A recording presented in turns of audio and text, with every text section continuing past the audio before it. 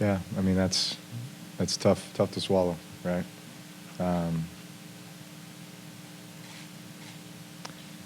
I mean, I think plenty of times throughout the season, there's calls that go against you or go for you, or they miss or they didn't.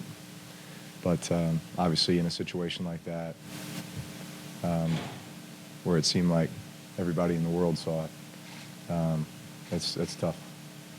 It's tough.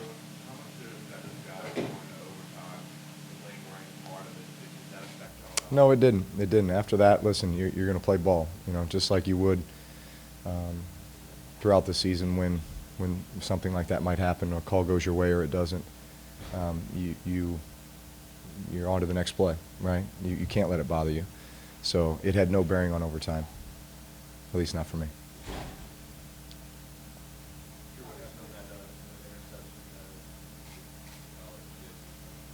That's exactly what happened.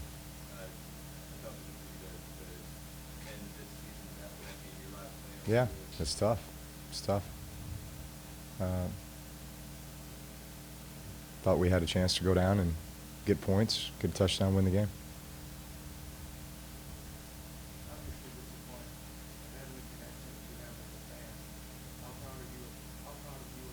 Yeah.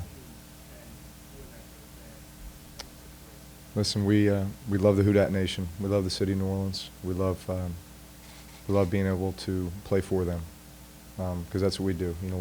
We play for them. They provide such an unbelievable atmosphere here within the dome, and this dome symbolizes a lot more than just football. And there's a great connection there. So we love our fans. Man, they were awesome today. They've been awesome ever since I've been here. Best fans in professional sports.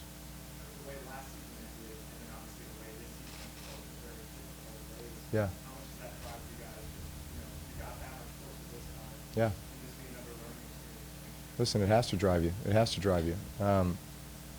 If you dive into this game some more, listen, there was plenty of, I felt like, opportunities for us offensively that we didn't take advantage of. I mean, listen, it was a hard-fought game on both sides. Credit to them. They're a great team. They're great staff. And so we knew this was going to be a battle. We knew it was going to come down to the wire. Felt like there were some more plays that we could have made. So regardless of a call or no call or what, I felt like there were other opportunities for us that I wish we could have taken advantage of.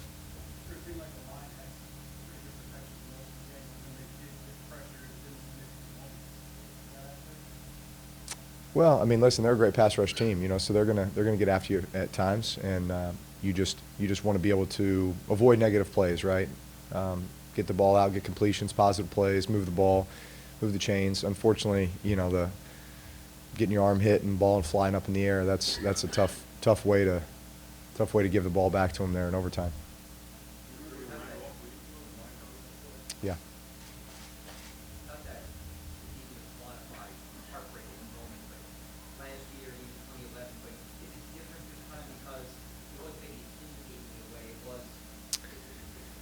You feel like it's like that was something out of your control, right? And yet, again, I like to focus on the things I can control. And so there was plenty of things as, I rehearsed the game in my mind that, man, could have kept the drive alive here, could have got points here, whatever it might be. There's always those moments after a game, win or lose, where you felt like there were some opportunities, but, in a game like this, every one of those would have counted.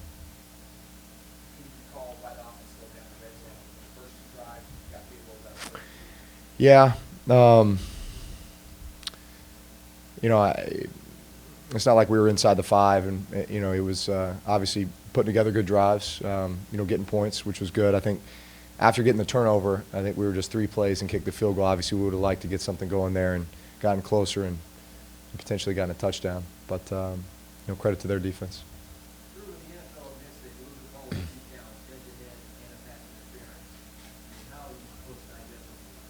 That's a good question.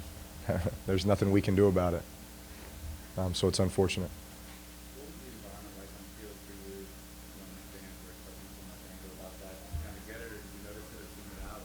Well, again, I got to focus on my job and focus on the things that I can control. And so, when something like that happens, it's on to the next play.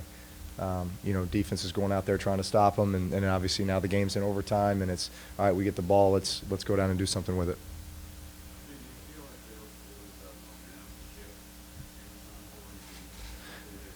No, I mean, listen, it was back and forth. It wasn't. I never felt like it was. Obviously we jump out 13-0, and so we've got the momentum at that point, and then it was hard fought after that. Hard fought, back and forth.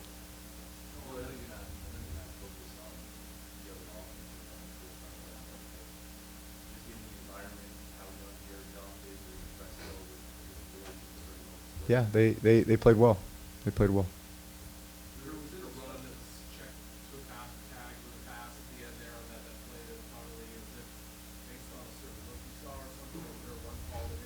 No, it was a pass play all the way.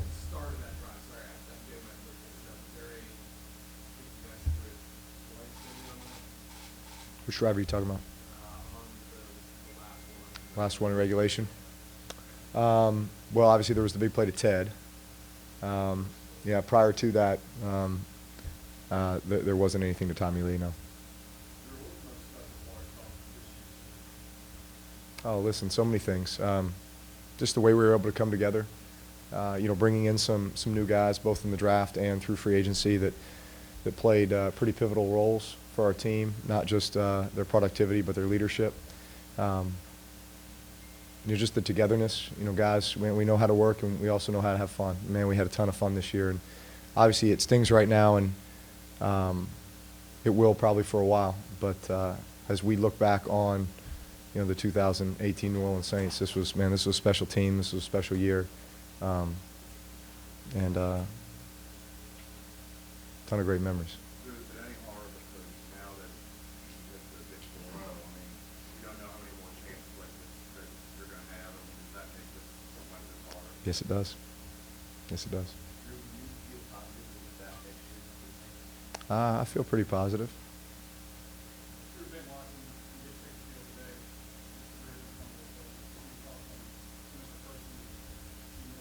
Yeah, that's one of the more sad parts about today as well for me. Knowing what an incredible teammate he's been, and leader and mentor, and just friend. Really unfortunate. I don't know what all you guys know, but he was sick earlier in the week and looked like appendicitis and just all these things, and you're trying to put together a game plan, and you have to go a certain direction before you know if he's up or down, and it just played out that way. And so, obviously, we were all locked in on practice and putting together the best plan we can and getting ready to come out and play. And obviously, it would have been great, to have him out there with us.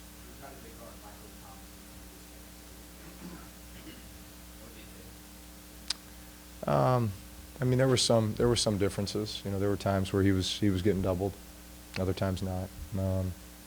They're playing more zone now than they did back when we played him the first time. But I think it was just, call it the playoffs, and just everybody just kind of elevating their game a little bit. It just everything plays a little bit tighter in the playoffs.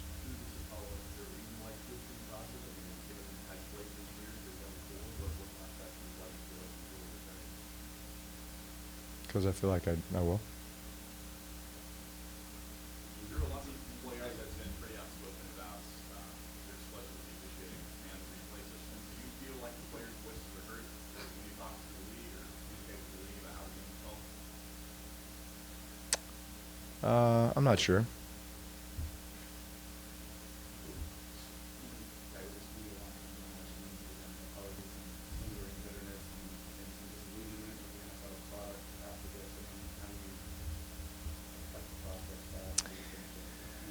Well, listen, it's never going to be a perfect game, right? It's never going to be perfectly officiated, for example. There's a lot happening out there, and it happens very, very fast. And, you could talk about a solution potentially being replaying certain types of penalties. Ones that you'd say are pretty black and white in regards to whether it was or wasn't, right? But I don't know how far that will go. Obviously, if they were replaying pass interference or, whether somebody was hit early before the ball got there, then I'm sure that would have been reviewed today and it would have been found that that was PI. But unfortunately, it's not.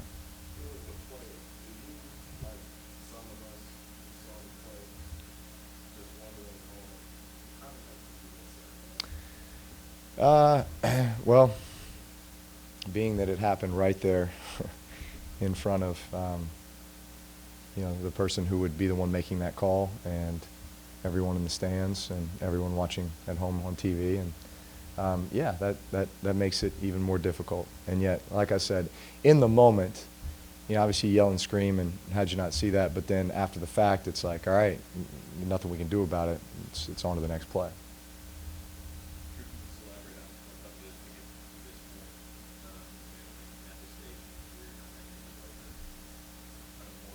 Yeah, yeah. No, that's true. Listen, it's tough. Each one of these is unique. Each one of these is special, and I'm not getting any younger, even though some days I feel like it.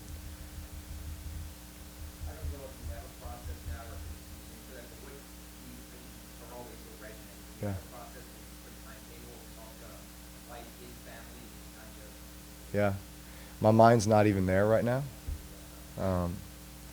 So this is all still pretty fresh, but just going to,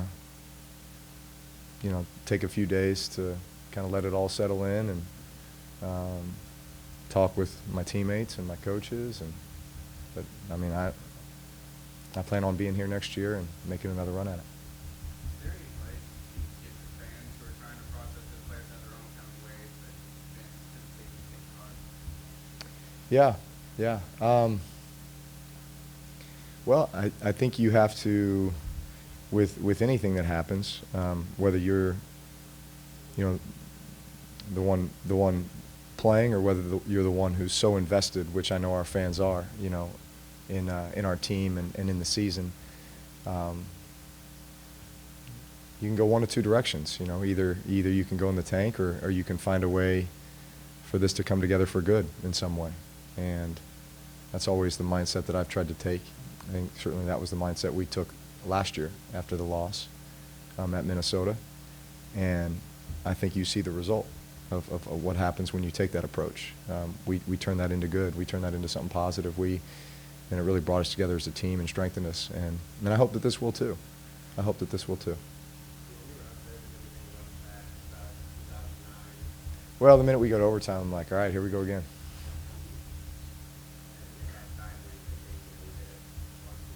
Absolutely. Yeah, without question.